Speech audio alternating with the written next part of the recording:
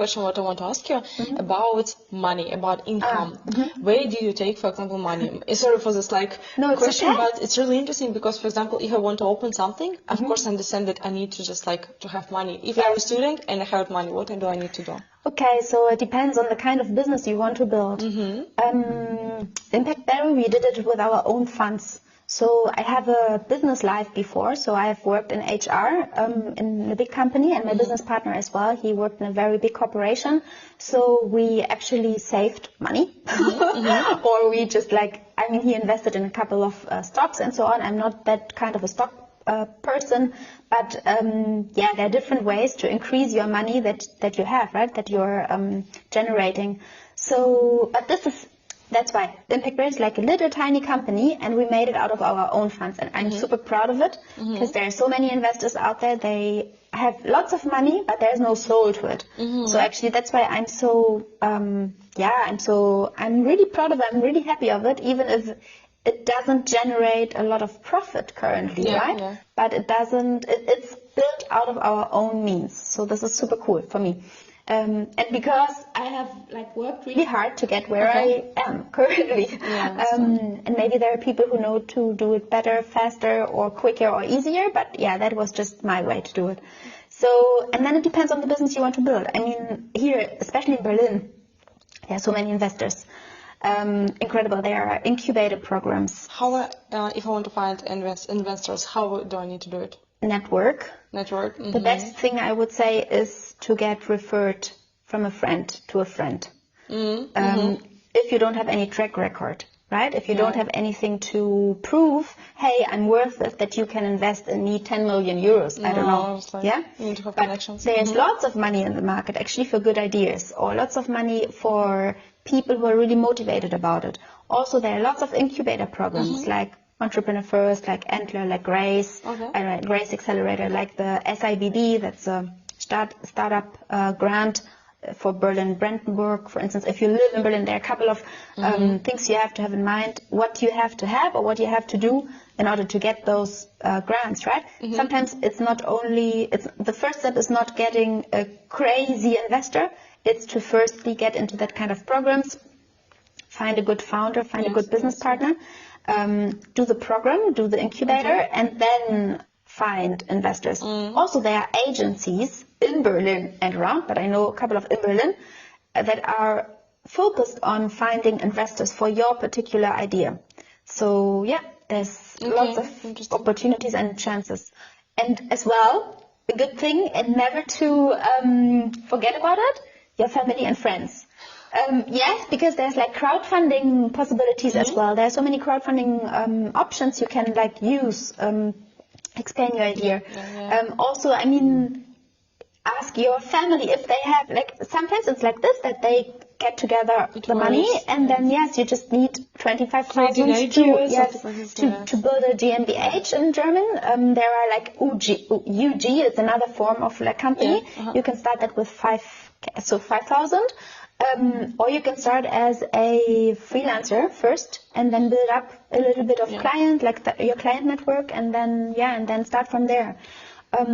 Also Berlin, there's there's actually I would have to summarize everything afterwards, but there are so many possibilities and so many programs that actually support you. Yeah, and especially women. I have to say it, especially women. But it's true. It's true. I mean, I think do you think for us it's easier than for men? I wouldn't say it's easier. Statistically, it's proven that women only get 10% of the money that men get. Also, it depends on the universities you have studied. It depends on what kind of contacts you have already made during that time. That's quite unfair from my understanding, but it's what I have experienced and it's what I've seen. So it's not easier, but it doesn't matter. So it doesn't matter if it's not easier, just do it, because it's very important that there are more. For me, it's very important that this business world gets more feminine, and we are not where we want to be. So I mean, there are lots of initiatives from the German government, for instance, or as well. I mean, being in Berlin, most feminine city besides Paris, I would say, in the world. So yeah, there are lots of efforts actually to get women into the business world, to do it a little bit more balanced, I would say. Not only focus on profit. Can you call yourself that you're a businesswoman? I am a businesswoman, or say yes. Yes, I don't know. Yeah, I mean, my friend called me businesswoman the other day, but I think you never understand. I don't know. What is the moment when you will? Exactly. It's not like a click or something, and then you decide to be a businesswoman. I think it's something also about entrepreneurship. I think you don't become an entrepreneur; you are an entrepreneur sometimes. And of course, there are things that you can learn it, how to be, what to do. But I think it's an inner drive. Yes, of course. That never stops, and that's terrible because yes, it's really terrible to stop, and sometimes it's important to stop and just like cut and forget about it, because it's not the thing, and then do something else. You were an immigrant in China. Could you tell me just like how was it? Because you create your own business in another country, and you, I think, it's like you have a visa, like tourist visa or something like this. What did you do in this, and how was it? Just like and also later, could you tell about Berlin, for example? Yeah, so for Berlin you need a special residency. There are a couple of steps that you have in mind. For Hong Kong, it was you have to get the Hong Kong ID. So the laws changed, right? Before there was the possibility that you can just buy in yourself. So you have a certain amount of money in your bank account, and then you show it to the bank and say, I want to build a business, that's it. They have changed this to make business practices safer, like to do it like a safer practice, right? So actually, back then we applied. So we write a business plan. It was, I think, 70 pages long. We showed that in our bank account. To translate this in Chinese? No, it's all in English actually. The good thing about Hong Kong is, that it's like easy. Those two. Yeah, it's quite easy. Not so then to really make the business work. So I would say this, it's easy to open a business, but not easy to make it work. And make it work for me means generate cash flow, generate revenue, generate profit. Yeah, so this is generate clients, have real people who buy what you are selling. If you actually don't want to sell something. So my biggest mistake, I think, that I did in the beginning was that I didn't want to sell anything. I just wanted to distribute the idea to the people out there. Hey, Asian people, have you seen the world is too hot? We need to decrease. And coffee, actually, we took it as a tool or a vehicle, because everyone likes coffee, everyone drinks coffee, right? And then we said, hey, exactly, we're only going to get the coffee from those people because we want to help their communities, because earthquakes, and this is also another that's very complex story, because earthquakes in that area will always appear. And it's not like in Japan or as well in Kazakhstan, I think. They're like those buildings that are earthquake safe, so they will never crash, right? But in those remote villages, they will always crash. Yes.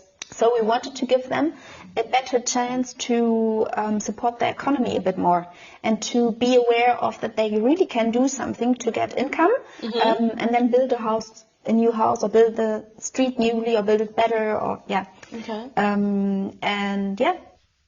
And also, why did you decide to open this business in China, not in Berlin, in Germany? It's your country. I know, but this was just because we happened to be there. It's really, I know I have heard this question so many times, but nothing of that was planned, actually. It came out of my heart. I can say, no, really, it sounds cheesy, but it's like this. So Hong Kong, in the beginning, was a desire, because back then it seemed to be the best fusion of my business partners and my interests back then, right?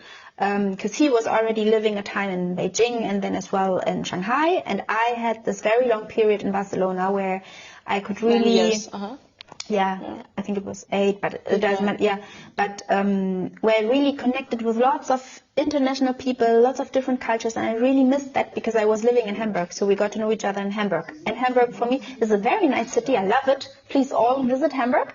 But maybe it doesn't. No, but it doesn't. Maybe doesn't. It's not so colorful, I would say. It's more bourgeois. Okay, I would say, I understand. So I want to get back to the internationality. So that's why Hong Kong is like a hub. It's everyone of the world. Like there are lots of international people. There are lots of expats. There are lots of people from all over the world. That's why we chose Hong Kong. But actually, that we would build a business that was not planned, and that we would build it in Hong Kong wasn't planned at all as well. So came out of the situation, I would say. For example, if right now I'm in Germany and I'm from Russia right now, I live in Germany, I want to continue to be here, and also I want to open my own business. For example, I'm right now studying abroad and I want to create a company that I will help the people visit. What do I need to do right now here? Yeah, there are very concrete steps. What I would firstly advise is research the web, the internet, because there are, depending on the nationalities, depending on how much time you already live, depending on your visa status, on your residency status, you can, also depending on your work contract, maybe you have already like a job or something. It depends what actually you have to do, but there are a couple of things you can apply. Also the German ministry, they have, they have such very beautiful incubator programs. They support people from all over the world, and you don't need to speak German actually to build businesses, to innovate actually, to bring ideas to this country. Especially Berlin has this very innovative hub. I mean, it just attracts people who want to build new things, right? For example, if right now I'm, for example, from Russia, and right now I want to open my business here in Germany, and I want to continue to be here, what do I need to do? Could you tell about the steps? What do I need to do? For example, my company will be about studying abroad, because I want to help to people in this, that you can study, you can go to other countries and something like this. Could you tell me about this? Sure, of course. Well, I can tell what absolutely, what I can tell, right? So there are a couple of steps you need to know, you need to be aware of, depending on where you're coming from, what's your visa status, what's your residencyship, and what's the economic interest of the company that you want to build. Obviously, it has to have a kind of economic interest for Germany. But I have come up with a 6-step plan. I can show you afterwards. It's quite easy to follow.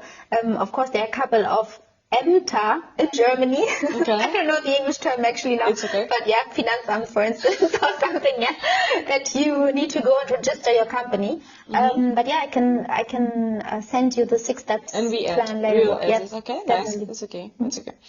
Also, what are the most annoying problems for people, when you are, for example, an immigrant and you want to create your business?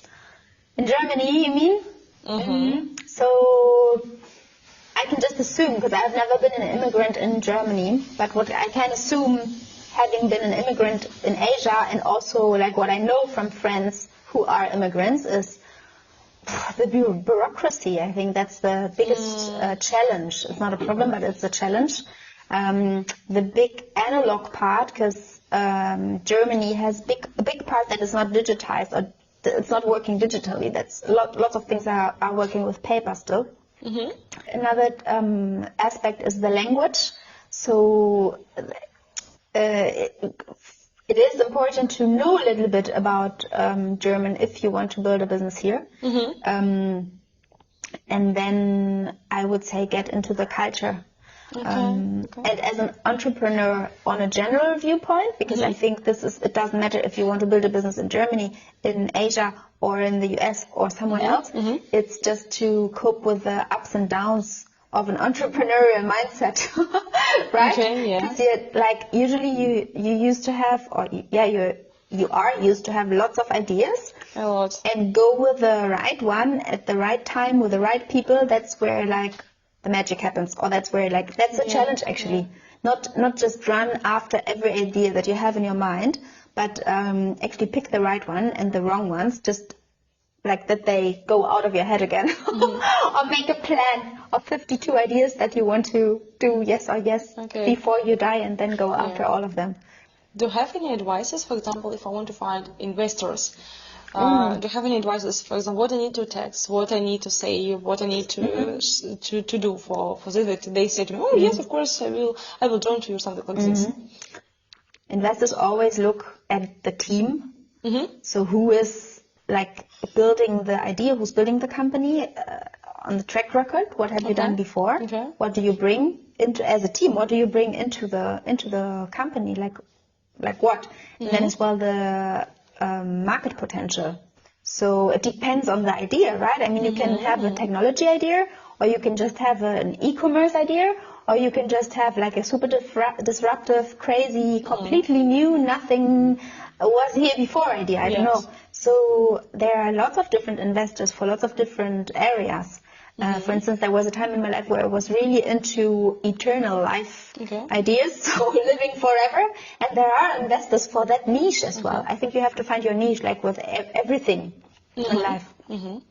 Is Germany giving you right opportunities, especially in times where there is a lot of talk on digitalization? Yes, they are, or yes, it is, I would say, because there is so much need for digitalization. There's so much need for people who know about the topic that yes, there are lots of opportunities, lots of funding from the government, or as well lots of funding from different investors who want to digitize everything. And it doesn't matter where you come from, actually. And I remember you told about networks. How do I need to create my networks that it will work? Because I understand that it's right now social networks. It's really cool because you can pay, you can just like earn money from this, you can just talk about something, and you can have really big audience from this. Could you tell me your secrets in this? My secret, yes, I think the best network happens when you don't want to build it. So what I have experienced, and that might be completely different for other people, but in my life it was always like this. Whenever I didn't want to do something particular, it just came into place. So whenever I didn't want, like I was just, for instance, the roasters for Impact Berry, our company, right? How did we find the roasters? Actually, I was collecting some books that I was writing to lots of people who had secondhand books, because I wanted to bring them to that village. And I connected to a lady who wanted to give me lots of children books, right? So I actually made a mistake in the date. So we were supposed to meet Sunday, but I was there on Saturday. And when I found out, because I was waiting for her, where's she coming? Why isn't she here now? I figured out, okay, it was my mistake. I have to meet her tomorrow, not today. So then, out of my sadness, I went to a little cafe that was just around the corner, had a coffee there, and this is how we met our first roaster. So imagine, I wasn't there to meet a roaster. I wasn't there to find somebody that would roast the beans that we would, like green beans, import from Indonesia and from Vietnam, right? But this is how we met the first roaster. So that's what I mean. The best thing, or those very crucial connections happen when you don't expect them. That's cool. But your question was about building your network. I think you can do it strategically, and you can do it not strategically. So the not strategical thing is, I think it's not that much about what you want to do, but who you are, and what you want to transmit. That's what I have experienced many times, right? So, and that's what I've mentioned before, and I mean with it is the best connections you get from your own connections. So from your own friends, from your own family, from somebody who refers you to somebody, the most important connections or the most important network you build by being referred. And that's said from somebody like me who has worked lots of years in recruitment, actually. And the best leads or the most valuable contacts you get from referrals. So from other people who already worked with you or with people who worked with you. Again, connections. Connections, yes. But this is just being interested in people, authenticity. So being authentically interested in what people do and just go to that party or go to that conference or go to, I don't know, that meeting and just try to speak to people and try to get introduced to other people as well. And this is quite difficult as well for me, because I might seem as somebody very extroverted, but actually I'm not. And usually at in these conferences, I never dare to speak to anybody. But then I have this inner voice that just like motivates myself and says, Sonja, let's go, let's go, let's go.